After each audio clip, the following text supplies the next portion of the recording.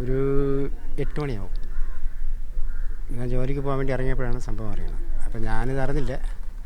അറിഞ്ഞെന്ന് വെച്ചാൽ 8 മണി 10 മണി അപ്പോൾ ആ സമയം. അപ്പം പോകാൻ വേണ്ടിയിട്ട് വീട്ടിൽ നിന്ന് വന്നപ്പോഴത്തേക്കാണ് അറിയണം ഇങ്ങനെ അനുവിൻ്റെ മോൻ ഇങ്ങനെ മരിച്ചെന്ന് പറഞ്ഞു. അപ്പോൾ പാമ്പ് കടിച്ചെന്നാണ് ഞാൻ പറഞ്ഞു. എപ്പോഴാണ് എങ്ങനെയാണെന്ന് വെച്ചാൽ നമ്മളെ വീട്ടുകാർ ചോദിച്ചു.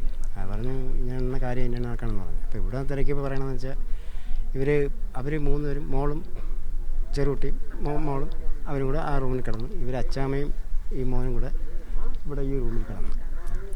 അപ്പോൾ ഇത് പാമ്പ് കടിച്ചെന്നാണ്. പാമ്പ് കടിച്ചപ്പോഴത്തേക്ക് നമുക്ക് സാധാരണ ഇപ്പം എന്തെങ്കിലും കൊത്തി കഴിഞ്ഞാൽ നമുക്കൊന്നും അറിയാക്കൂലല്ലോ, പാമ്പാണെന്ന് അറിയാക്കില്ല. അങ്ങനെ അവരിങ്ങനെ ചൊറിഞ്ഞ് അപ്പോൾ ഇവങ്ങൾ ചൊറിഞ്ഞൊരു അപ്പോൾ കണ്ണിൽ ഉറക്കണിച്ച് വേദനയും തുടങ്ങിയാണ്. പല്ല് താന്നിട്ടുണ്ടാവാം, അതങ്ങനെ ആയിരിക്കും എൻ്റെ ഒരു ഇത് ഇവിടെ പൊതുവെയുള്ള സംസാരം.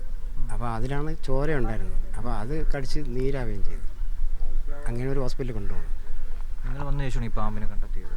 വന്നതിന് ശേഷം നമ്മളിങ്ങനെ ഇതേപോലെ ഇവിടെ ഇതേപോലെ നമ്മളെ കൂട്ടുകാർ നമ്മളെല്ലാവരും ഉണ്ടായിരുന്നു. സംസാരിച്ചിരുന്നപ്പോഴത്തേക്കാണ് അവിടെ നിന്ന് കല്ലിങ്ങനെ കല്ല് മാറ്റി ഈ കല്ലെല്ലാം നമ്മളൊന്നും മാറ്റി. ഇതൊക്കെ നമ്മളെല്ലാം പൊളിച്ച് ഇപ്പോൾ ഇവിടെ ഉണ്ടാവുമെന്നുള്ളൊരു വിശ്വാസം. കാരണം വേറെ എന്തെങ്കിലുമൊക്കെ ആണെങ്കിൽ എഴുതി പൊക്കളയും. ഈ മൂർഖനെ വേറെ ഈ അണലിയൊന്നും പെട്ടെന്ന് പോകില്ല, ഈ മണ്ണും കൂടെ ഉള്ളതുകൊണ്ട്. അപ്പോൾ അങ്ങനെ നമ്മൾ ഇതെല്ലാം ഒക്കെ എടുത്താണ്ട് അവിടെ വാല് കണ്ട് ഇതാണ്ട് അവിടെ ഇത് കണ്ട അവിടെ വാല് കണ്ടപ്പോഴത്തേക്ക് പിന്നെ നോക്കി ഇവിടെ എല്ലാം ഇതിനകത്ത് കയറിയെന്ന് പറഞ്ഞു. ഇതിനകത്ത് കയറിയെന്ന് പറഞ്ഞിട്ട് നമ്മളിതെല്ലാം പറക്കി എല്ലാം വെളിയിൽ ഇറങ്ങി നോക്കിയത് അവിടെ ഹോളുണ്ട്. അതുകൊണ്ട് അവിടെ ആ ഹോളിൽ കൂടെ അതിനകത്ത് കയറി. അതിനകത്ത് എല്ലാം പറക്കിയിട്ട് നോക്കിയപ്പോഴത്തേക്കാണ് ആ മിക്സിൻ്റെ അടിയിരിക്കണം.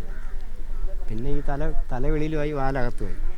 പിന്നെ നമ്മൾ വാലി കുത്തിപ്പിടിച്ച് വാലൊക്കെ ഇടിച്ച് ഇതാക്കി അവിടെ നിന്ന് സാധനമെല്ലാം പറക്കി മാറ്റി വാ ചീറാൻ നിൽക്കുന്നത്. പിന്നെ തലയിൽ ഇടിച്ചിട്ടൊന്നും അത് ഒരു ഇതുമില്ല. പിന്നെ ഇടിച്ചിടിച്ച് കുറേ നേരം കഴിഞ്ഞിട്ടാണ് പിന്നെ ഞൂരി എടുത്തത്.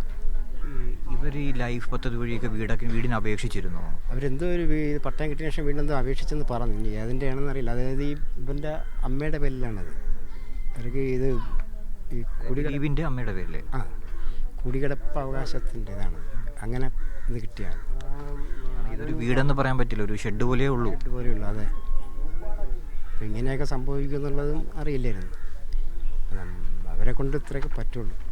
ഇത് വളരെ ലോയിലുള്ള, നമ്മൾ വലിയ പണക്കാരെന്നല്ല, നമ്മൾ കുഴപ്പമില്ലാത്ത വീട്ടിൽ കിടക്കണമെന്ന് പറയാം. അപ്പോൾ വളരെ ബുദ്ധിമുട്ടും. ഇപ്പോൾ അവൻ എന്തെങ്കിലും ജോലിക്ക് പോയാലേ ഇവർക്ക് ഇവിടെ ജീവിക്കാൻ പറ്റുള്ളൂ. അപ്പം ഫാബ്രിക്കേഷനാണ്. അപ്പോൾ അതിൽ എന്നും ജോലിയൊന്നും ഉണ്ടാവില്ല. അപ്പോൾ അവരെ കൊണ്ട് അന്നേരത്ത് കിട്ടിയതിൽ തട്ടിക്കൂട്ടി ചെറുതായിട്ട് ചെയ്തത് മാത്രമേ ഉള്ളൂ. പിന്നെ ഇപ്പം ഇങ്ങനെ ഇത് പ്രശ്നങ്ങൾ നിങ്ങൾ ചെയ്യുന്നുണ്ടെങ്കിൽ എനിക്കൊരു കാര്യം പറയണ്ടായിരുന്നു. അപ്പോൾ ഇനിയൊരു കൊച്ചും കൂടെ ഉണ്ട് ഇതിൽ. അപ്പം ഈ കാണുന്ന ആരെങ്കിലും നല്ല മനസ്സുള്ള ആരെങ്കിലും ഉണ്ടെങ്കിൽ ഈ വീടൊന്ന് കണ്ട്, ഇപ്പോൾ ഇത് കാണുമ്പോൾ ഇങ്ങനെ ഇത് വെറുതെ ഇരുന്നൊന്നും ചിന്ത വേണ്ട, ഇവിടെ ഒന്ന് കാണാം. കണ്ടിട്ട് എന്തെങ്കിലും സഹായിക്കാൻ പറ്റുമെങ്കിൽ അവർക്കൊരു എന്തായാലും അവരെ കൊണ്ട് എന്തായാലും നടക്കില്ല. അപ്പോൾ എന്തെങ്കിലും ചെയ്യാൻ നല്ല മനസ്സുള്ള ആരെങ്കിലും ഉണ്ടെങ്കിൽ, ഒരുപാട് നന്മകൾ ചെയ്യുന്ന ഒരുപാട് ആൾക്കാരുണ്ട്. അതിൽ ആർക്കെങ്കിലും ഒരു മനസ്സാക്ഷി തോന്നി എന്തെങ്കിലും ചെയ്യണമെങ്കിൽ വലിയൊരു ഉപകാരമാകും.